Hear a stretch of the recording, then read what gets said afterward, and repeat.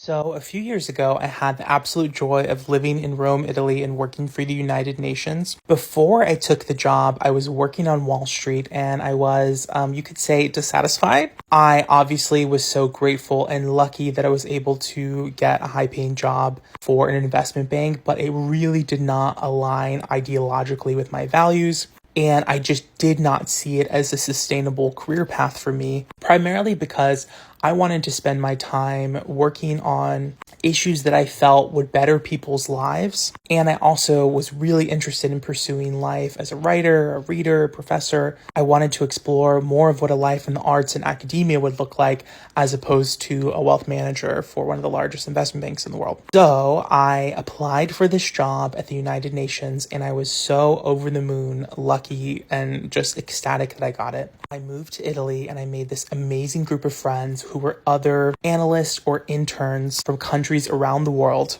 We would just all go out together and have the time of our lives. They were so brilliant, so smart, and all of them were working on initiatives that to this day are just so inspiring to me. Things about climate change, about conservation, about fisheries. And it was so cool getting to just learn from people from so many different cultures. I mean, even in this photo, this is 6 different countries that are represented, all who, like me, were temporarily doing a contract-based job for the UN and then going back to their home country. In the UN, at least the division branch that I was in within it, there was this like really big cafeteria, and we would all get together every day and have lunch. And I would just get to hear the most interesting stories about people's childhoods growing up in Germany, Sweden, the UK. This is actually my friend Phoebe. We went to school together and we were also roommates in Italy, which was fun. I was also very lucky because my best friend at the time was working for the embassy the term that before I was working for the United Nations. And so I was able to take over her sublease of her apartment, which was in a really cool location, like very close to the Colosseum, very close to work. And I was able to kind of have a walkable work experience with Rome, which was really nice.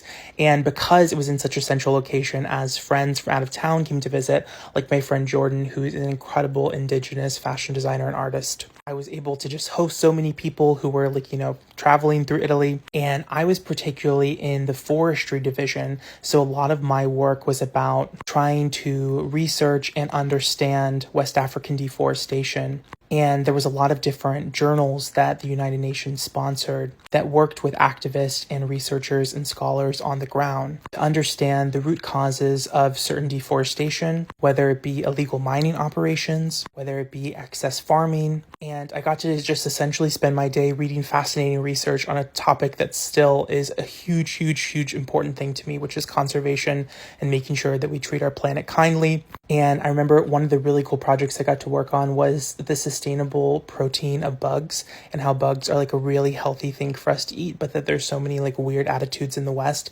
that are anti-eating bugs, even though they're like very farmable and very good for us health-wise. There was also a symposium on food deserts that National Geographic hosted that I got to be like the keynote taker for, and the Queen of Belgium came, and the Prime Minister of so many different countries came to visit and would do like these huge speeches. And it's exactly like how it is in the movies where everyone has their little thing in their ear and it's recording and translating all the different languages.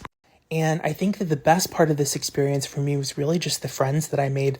I mean, I met so many different people from different countries, different backgrounds. My friend on the left, she was actually an American too, but then she became an Italian language teacher, and she has this really cool like love story of how she met her husband. And my friend on the far right was doing this really interesting research with fisheries. My friend in the middle was actually just in town visiting us. She's the indigenous fashion designer who I went to school with. She's really cool. I'll need to do a video like highlighting her work because she's amazing. She really inspired me to go raw vegan, and after we had dinners together during her trip, I literally didn't eat meat for 2 years. One of the probably most exciting memories that I have is the Halloween party I threw, where I basically just invited all of the interns and analysts to come over to my apartment. People dressed up as all sorts of things. Probably my favorite was the guy who dressed up as a bottle of olive oil. I forgot to do a costume. I can't remember why I didn't do one, but people just started painting their country flag on me with makeup and crayons, so I was just a bunch of different countries.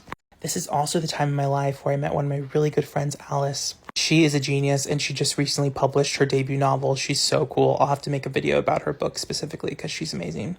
I remember that during this time, I really loved wandering around the Villa Borghese gardens. And I would spend so much time on my days off, just like reading in this park, wandering around the gardens. There were so many beautiful fountains and I just like needed to see them all. At the time, I was eating a lot of gelato. This was my favorite gelato place. And I ran this very cunty, cute, adorable little Alex travelogue. Alessandro, ciao. It was truly what dreams are made of. Like, the architecture in Italy is so beautiful. I studied Italian in college and I've now reached actually a level of proficiency. I know I joke about it, but I actually have studied it for many, many years, and I've finally reached conversational fluency, which has always been the goal. I particularly always had the dream of being able to read in Italian. When I did this experience, I wasn't quite there yet, and I remember being just so fascinated with seeing all the popular titles of the day, but in Italian. So many afternoons and evenings wandering through gorgeous cathedrals, fascinating, beautiful architecture, such a historical city. And then it would be back to work with the interns and analysts. We really did have so much fun. This was also the period where I had the great opportunity of meeting one of my literary heroes, Margaret Atwood, at the Teatro Argentina. And it was an all-Italian reading, which was really interesting, hearing her work translated, and then she gave her speech in English, and afterwards she was just milling with, talking to the audience, and it was just so lovely getting to, pick her brain, talk to her about how much I loved her. She was just a treasure. I love her.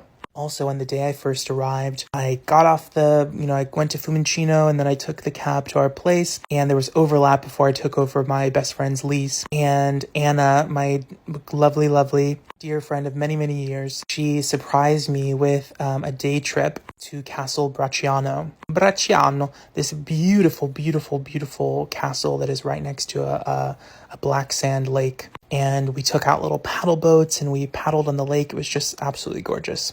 I have a million stories that I'll have to share at some time about my experience in Italy. I would love to go back. It's one of my favorite places in the world.